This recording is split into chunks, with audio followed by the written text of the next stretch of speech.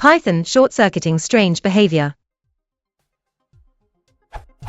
In the following code fragment function, f gets executed as expected. But in the following similar code fragment, a doesn't increment. But if we short-circuit, with true instead of false, a gets increment. How does short-circuit work for this to run this way?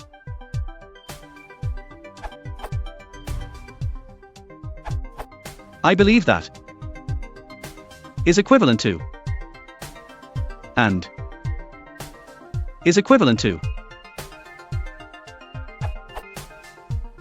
For example,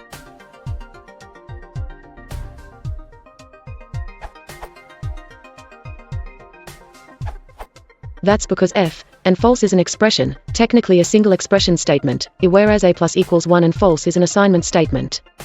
It actually resolves to a plus equals 1 and false, and since 1 and false equals false and false is actually the integer 0, what happens is a plus equals 0, a no-op.